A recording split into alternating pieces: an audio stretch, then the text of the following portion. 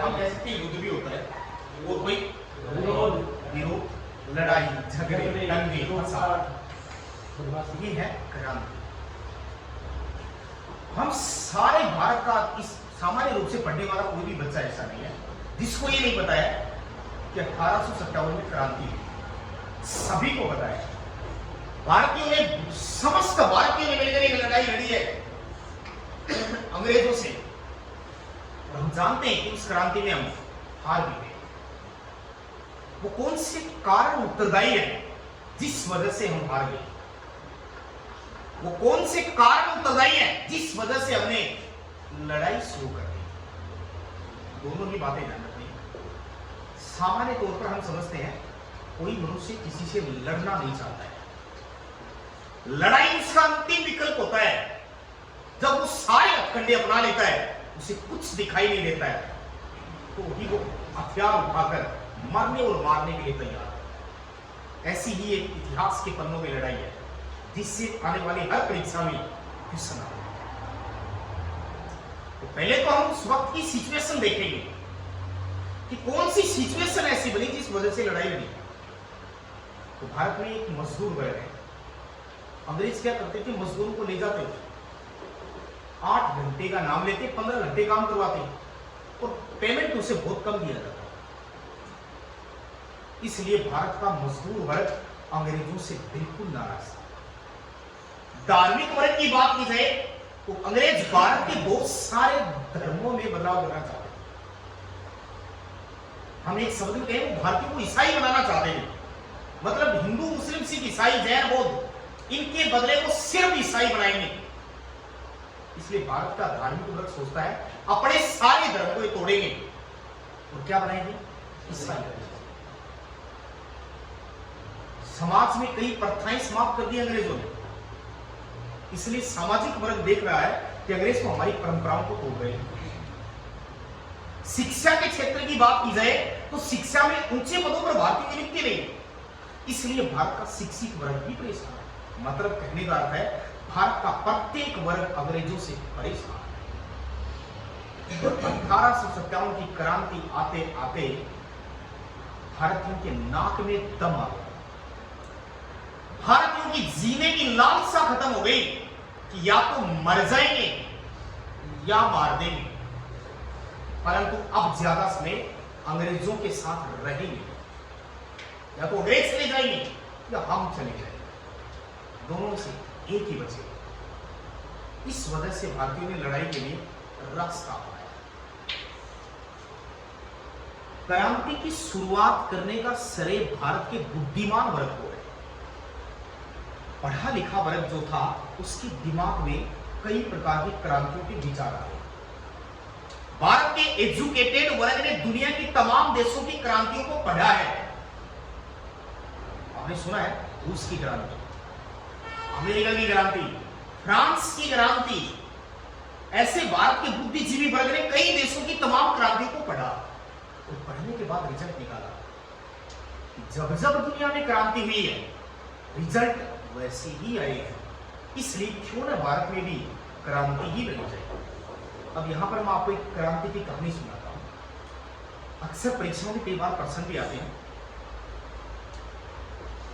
फ्रांसीसी क्रांति का नाम सभी ने सुना होगा। 10वीं में, समाज ज्ञान में, 9th में, 8वीं में चलती थी फ्रांसीसी क्रांति। तो रूस की क्रांति, उसको बोल्शेविक क्रांति कहा जाता है। फ्रांस यूरोप महाद्वीप का एक देश है। फ्रांस की राजधानी पेरिस है। क्या है?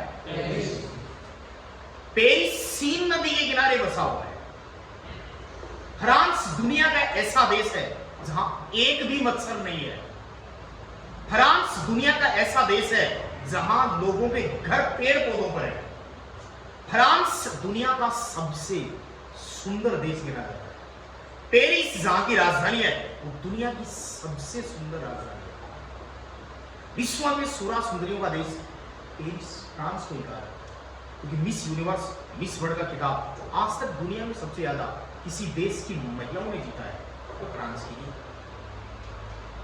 फ्रांस में एक राजा का पद चला है और उस पद का नाम था लुई। क्या नाम था? लुई। 2, लुई 3, लुई 4, ऐसे लुई 16 तक चला है। लुई 16 जो है वो अंतिम पद माना गया है। ध्यान पूर्वक सुनेंगे, लुई 16वां राज कर रहा है और फ्रांस पूरा कृषि प्रधान देश है। एक बार बारिश नहीं तो फ्रांस की अर्थव्यवस्था चौपट हो गई। लुई 16वें ने फैसला लिया कि जनता तो अगली बार टैक्स देगी कहां से, क्योंकि फसल खराब हो गई, क्यों ना हम टैक्स उद्योगों पर लगा देते हैं।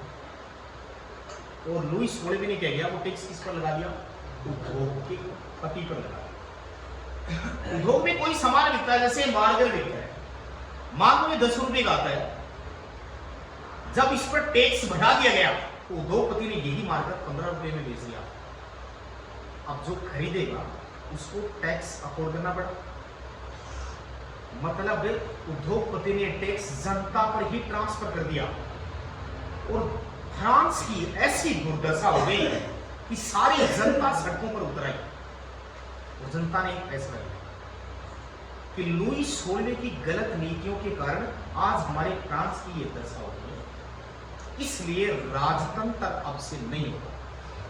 जनता लुई 16वें के दरबार तक चली गई और लुई 16वें की गर्दन उखाड़ दिया तो फैसला लिया, आज से फ्रांस में राजतंत्र नहीं होगा, लोकतंत्र। उस दिन से लेकर आज तक फ्रांस में क्या है, जनता मिलकर क्रांति लड़कर अपने मकसद को कामयाब कर लेती है। इसी इतिहास में फ्रांसीसी क्रांति है। ऐसी क्रांति भारत में लड़ेगी। भारतीय क्रांति को ध्यानपूर्वक सुनेंगे।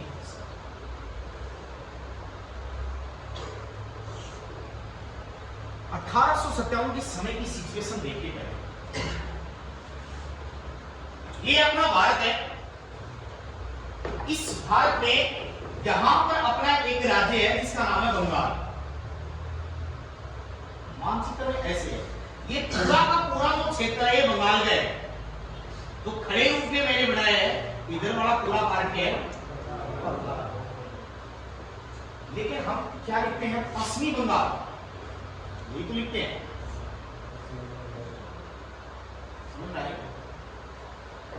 बांग्लादेश का जो इधर वाला भाग है ये पूर्वी बंगाल है। दोनों बात समझ में आ गई। और इधर वाला जो भाग है ये पश्चिमी बंगाल है। पूर्वी बंगाल की जगह तो हमने बांग्लादेश को बना दिया, पश्चिमी बंगाल ही बचा अपने पास, इसलिए अपने राज्य का नाम पश्चिमी बंगाल है। बंगाल उस जमाने का सबसे धनवान क्षेत्र है, खूब धन दौलत है बंगाल में। जैसे उस जमाने में सूरत बहुत धनवान है, ऐसी बंगाल भी बहुत धनवान है। पलासी की लड़ाई, बक्सर की लड़ाई आपने सुना होगा, ये बंगाल के ही क्षेत्रों में हुई।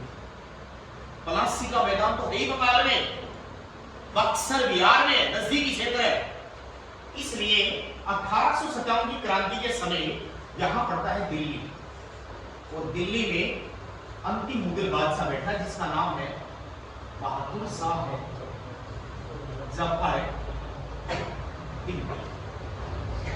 बाबर, हुमायूं, शाहजहां, औरंगजेब, अकबर, जहांगीर, वैसे बहुत सारे आए हैं। ऐसे इस देश का अंतिम मुस्लिम जो राजा है तो बहादुर शाह जफर है, दिल्ली। अंग्रेजों ने भारत में दो प्रकार का शासन शुरू कर दिया।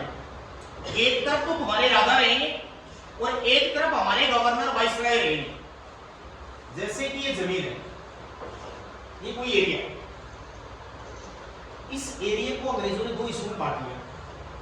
इधर तो रहेंगे राजा जो आपके होंगे, और आधे एरिया पर रहेंगे गवर्नर जनरल या वाइसराय। अंग्रेज रहेंगे, मतलब कहने का ये दोनों बात समझ में आ गई। इस प्रकार दोनों के बराबर ताकत से लड़ाई होना स्वाभाविक थी। अब देखो 1857 की क्रांति भारत में उत्तर भारत से शुरू होती है। यहां दिल्ली के पास में एक जगह जिसका नाम है मेरठ। क्या नाम है? लड़ाई तो यहां से शुरू हुई, लेकिन लड़ाई से पहले एक बहुत बड़ी घटना हो गई थी जिस वजह से इतिहास के पन्ने बदल गए। कलकत्ता यहां पर है, हुगली नदी के किनारे। कलकत्ता कौन सी नदी के किनारे? गंगा नदी को कलकत्ता में हुगली कहा जाता है। यानी गंगा नदी को कलकत्ता में क्या कहते हैं? कलकत्ता आज भी भारत की व्यापारिक राजधानी है, वो पहले भी भारत की व्यापारिक राजधानी थी। राजनीतिक राजधानी दिल्ली है, भारत की राजनीतिक राजधानी है दिल्ली है, और व्यापारिक राजधानी है कलकत्ता। यहां पर अंग्रेजों की एक छावनी हुआ करती थी जिसका नाम था बैरकपुर।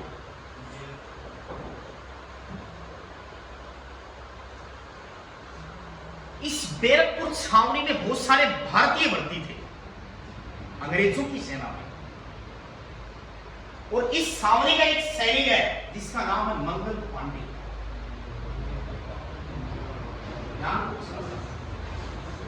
मंगल पांडे उत्तर प्रदेश के बलिया जिले का रहने वाला था। पांडे बोलते हैं ब्राह्मण को। किस जाति का है? ब्राह्मण जाति। ये रोज सुबह सुबह धार्मिक क्रियाकर्म करने के लिए मंदिरों में जाता था। पूजा पाठ पद्धति पूर्ण करने के बाद ही ड्यूटी पर जाता था। अब कोई व्यक्ति उसके सामने से आ गया, उसने कहा कि पांडे जी अपना धर्म कैसे बचाओगे?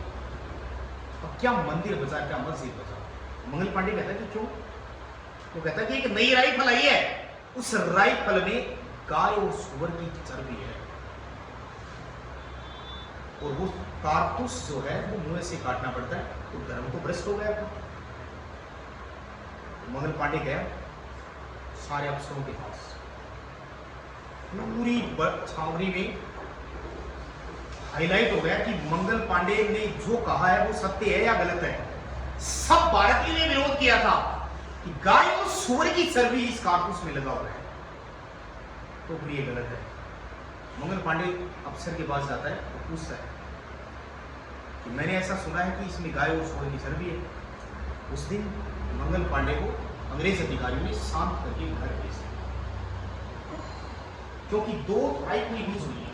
ध्यान सुनना, एक का नाम है ब्राउन बीस, जो क्रांति से पहले अंग्रेजों के पास है, और क्रांति के समय अंग्रेज एक नई राइफल लेके आए जिसका नाम है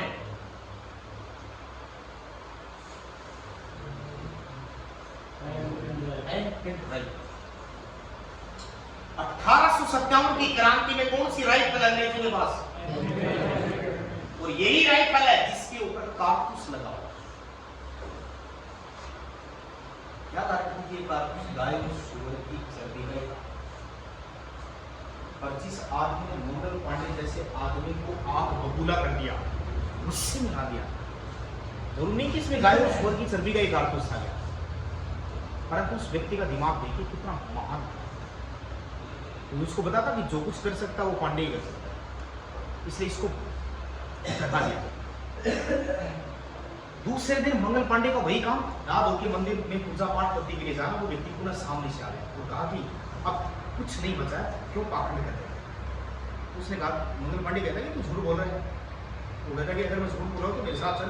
उस आदमी ने मंगल पांडे को वहां ले जाकर खड़ा कर दिया जहां फैक्ट्री में गाय और सूअर कट रही है।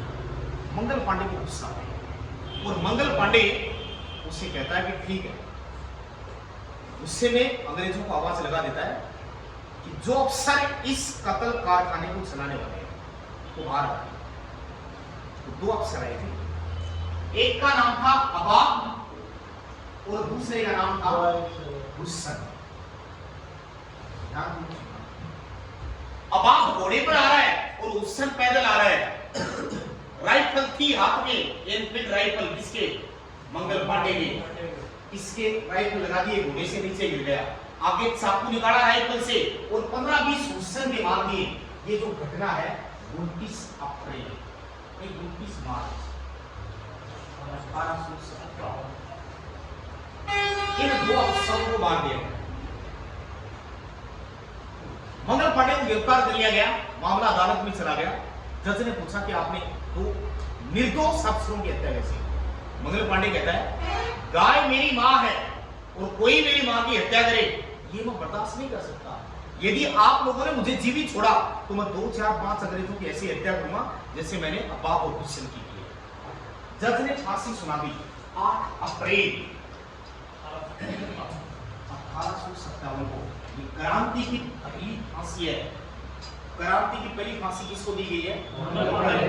कांटे को दी गई। ये क्रांति की शुरुआत नहीं है, ये क्रांति से पहले की घटना है। समझ में आ गई? मंगल पांडे 34वीं एनआईए का सैनिक था। फौजियों में रेजिमेंट होती है, जाट 18, 19, 20 ऐसे होती है नहीं, ऐसे फौजियों में रेजिमेंट होती है। तो 34वीं एनआई का सोल्जर था मंगल। अपना जीवन समाप्त कर लिया, इतिहास में शहीद का दर्जा प्राप्त हो गया। क्रांति की ये पहली फांसी, और क्रांति अभी शुरू नहीं हुई, क्रांति आगे शुरू। ध्यान पूछो, 1857 की क्रांति में जिस संत ने भारतीयों का साथ दिया वो था दयानंद सरस्वती। नाम सभी ने सुना होगा। दयानंद सरस्वती ने भारत में एक समाज चलाया है, आर्य समाज। परीक्षाओं में ज्यादा बार आर्य पूछा गया है, कम बार ब्रह्म समाज पूछा गया है। ब्रह्म समाज राजा राम मोहन राय ने चलाया है, आर्य समाज दयानंद सरस्वती ने चलाया है। 1875 में मुंबई में स्थापना की थी। क्या होता आर्य समाज?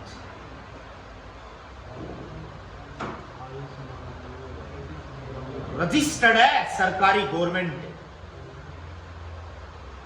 जिस तरीके से आज कोई भी लड़का या लड़की भागकर शादी करते हैं तो वो आर्य समाज में ही करते हैं, और आर्य समाज में उनके बॉन्ड लिखे जाते हैं वहां पर, इसलिए कोर्ट उसको वेरीफाई मानता है। आर्य समाज क्या है? एक समाज की ऐसी परंपरा है जिसमें गरीब, दीन, दुखी, असहाय लोगों को सरकारी तौर पर मान्यता प्रदान की जाती है, जिसको आर्य समाज कहते हैं। ये दयानंद सरस्वती का चला है। क्रांति के कई मैन नेता दयानंद सरस्वती के पास नहीं। दयानंद सरस्वती कह रहा है विदेशी शासन कितना भी अच्छा हो, स्वदेशी से बेकार ही हो। स्वदेशी शासन कितना भी बेकार हो, विदेशी शासन से अच्छा ही है। इसलिए स्वराज के लिए मैंने स्वराज शब्द देने वाला पहला व्यक्ति कौन है? दयानंद सरस्वती। और स्वराज का जिस आदमी पर भूत चढ़ा वो व्यक्ति था बाल गंगाधर। उसने तो नारा ही दिया था, स्वराज ही मेरा जन्मसिद्ध अधिकार है, मैं इसे लेकर। ये बाल गंगाधर तिलक ने नारा था। तो क्रांति जो लड़ी गई है वो स्वराज के लिए लड़ी गई है, और ये स्वराज शब्द किसने दिया? और क्रांति की जो आदमी योजना बनाएगा उसका नाम है नाना साहब और अजीमुल्लाह का। दोनों बात समझिए, दो आदमी योजना बनाएंगे कि देश में लड़ाई कैसे लड़ी जाएगी। एक हिंदू है और एक मुस्लिम। क्रांति के समय हिंदू और मुस्लिम दोनों एक साथ, सबसे बड़ी सुख की बात है। ये सारे गंगा नदी के किनारे हरिद्वार पहुंचे, जो महीने में क्रांति के लीडर थे। गंगा नदी का जल हाथ में उठाया और कसम खाई, क्योंकि नाना साहब अजीमुल्लाह खां जैसे लोगों ने कह दिया था कि देखो शुरू तो करवा देगा नहीं, लेकिन कोई बीच में पीछे छोड़ के भाग जाए तो, या तो शुरू ही मत करवाना, और करवाएं तो प्राण चले जाएंगे, पर बीच में नहीं भागेगा। तो उनकी विश्वास है, और गंगा नदी को जल हाथ में उठा के कसम खाओ कि हम पीछे नहीं दौड़ेंगे, यानी गद्दारी नहीं करेंगे। तो एग्री हो गए सारे। अब क्रांति की योजना कुछ लोग तो लंदन से मानते हैं और कुछ मानते हैं कानपुर के बिठपुर गांव से। सुना यूपी में एक जगह है जिसका नाम है बिठपुर। क्या नाम है? कानपुर सुना? बिठपुर क्या है? कानपुर का बिठपुर गांव है, वो इतना फेमस गांव था, यहां की जमीन बड़ी उपजाऊ थी। 25,000 किसानों की जमीन एक साथ छीन ली थी अंग्रेजों ने, सबको मौत के घाट सुला दिया था अंग्रेजों ने। इस गांव पर इतनी बड़ी पाबंदी लगा दी थी कि इस गांव से बाहर कोई नहीं जाएगा। कानपुर के बिट्ठुर गांव में रहने वाले लोगों ने मिट्टी खाकर जीवन यापन किया था। अपने बाल बच्चों के गले में पट्टी लगा दी थी कि ये बच्चा बिकाऊ है। ऐसी दशा बना दी थी हमने। इसलिए ये योजना कहां से बनी? बिट्ठुर से। और इसी गांव का रहने वाला था नाना साहब। समझ गए इस बात? क्रांति के लिए एक तारीख फिक्स कर रही कि बोले सारे अंग्रेजों के साथ एक दिन ही लड़ना पूरे भारत में। और वो तारीख थी 31 मई। कौन सी तारीख है? 31 मई 1857। वार है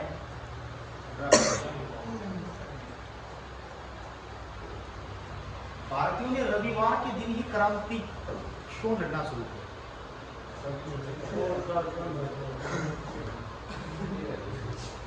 इस देश में एक वाइसराय आया था जिसका नाम था लॉर्ड वेलेस्ली। 1798 ईस्वी में वेलेस्ली ने सबसे पहली बार इस देश में रविवार का अवकाश घोषित किया। और रविवार इसलिए महत्वपूर्ण है क्योंकि हिंदू है वो मंदिर में जाता है मंगलवार के दिन और शनिवार। हिंदू धर्म में 2 ही वार माने जाते हैं। मुस्लिम है वो शुक्रवार के दिन नमाज पढ़ता है। जैसे हिंदुओं का शनिवार मंगलवार है, ऐसे मुसलमानों का कौन सा है? शुक्रवार है। अंग्रेज रविवार के दिन ही जाते हैं, ईसाई धर्म का दिन है वो रविवार। समझ में आ गई होगी? इसलिए अंग्रेज रविवार के दिन ईसाई धर्म को अपनाने वाले चर्च में जाते। डलहौजी भारत में आया और उसने ये नियम लागू कर दिया कि जो अंग्रेज संडे के दिन चर्च में नहीं जाएगा, मैं ईस्ट इंडिया कंपनी से उसे निकाल दूंगा। इस डर के चक्कर में सारे अंग्रेज चर्च में चले जाते थे संडे। और भारतीयों को आइडिया ये था कि समस्त अंग्रेज कहां मिलेंगे? मैं तो भरम तो के मारना ही, लेकिन वो एक जगह पर सारे मिल जाएंगे। इसलिए भारतीयों ने तारीख फिक्स की 31 मई 1870। अब गांव-गांव में प्रत्येक राजा को इनविटेशन कार्ड दिया जा रहा है कि लड़ाई में तेरी सेना लेके आनी है और अंग्रेजों को मार देना है। तो पीड़ा चावल होया करता। तो भारतीयों ने क्या किया? इनविटेशन के रूप में रोटी और कमल क्रांति का प्रतीक चिन्ह बना दिया कि प्रत्येक गांव कमल बांट दो, रोटी बांट दो। रोटी और कमल 1857 की क्रांति का प्रतीक चिन्ह था। अब क्रांति की शुरुआत होनी है।